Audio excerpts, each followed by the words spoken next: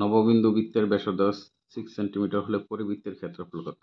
তাহলে নববিন্দু বৃত্তের ব্যাসার্ধ 6 সেন্টিমিটার হলে পরিবৃত্তের ব্যাসার্ধ হবে 12 সেন্টিমিটার আর এর ক্ষেত্রফল হবে পাই ইন্টু 12 স্কয়ার অর্থাৎ 144 পাই। Function of x root over 1 minus x দ্বারা বর্ণিত ফাংশনের ডোমেন কত?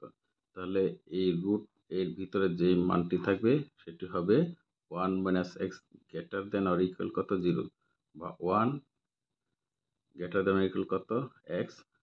আমাদের অ্যান্সার হবে আর মাইনাস এটা হবে এবার যদি লিখে এক্স যেন এক্স বিলংস টু আর এবং x less than or equal কত 1 অর্থাৎ সকল বাস্তব সংখ্যা থেকে এক্স এর সমান এক্স এর মান হবে 1 এর সমান বা তার চেয়ে ছোট যত সংখ্যা আছে সকল সংখ্যা। Function of x modulus of x এবং এখানে এক্স এর যে লিমিট সেই লিমিট দেওয়া আছে পজিটিভ 5 থেকে নেগেটিভ 5। ফাংশন অফ এক্স এর রেঞ্জ কত? তাহলে আমরা এখানে ফাংশন অফ এক্স ইকুয়াল আমি যদি এখানে লোয়ার লিমিট দিয়ে দিই -5 অফ মডুলাস এটা হবে 5। আবার function of x equals function of x equal এখানে যদি পজিটিভ 5 দিই তাহলে এর মান হবে কত 5। তাহলে আমার এখানে এর ব্যাপ্তি হবে রেঞ্জের ব্যাপ্তি হবে 0 থেকে 5 আর যেহেতু এটি ক্লোজ ইন্টারভাল অর্থাৎ বদ্ধ ব্যাপ্তি সেটা আমি এই থার্ড ব্র্যাকেট দেব। আমাদের রেঞ্জ হবে 0 থেকে 5 পর্যন্ত।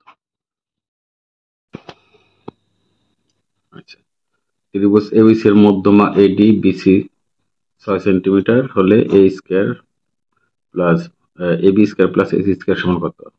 তাহলে ত্রিভুজ এ বি সি এর মধ্যমা হচ্ছে এডি, এটা 5 সেন্টিমিটার, বিসি হচ্ছে কত 6 সেন্টিমিটার। এই এডি এই বিসি কে সমান দুইটা অংশে বিভক্ত করবে, এটি 3 এটি 3।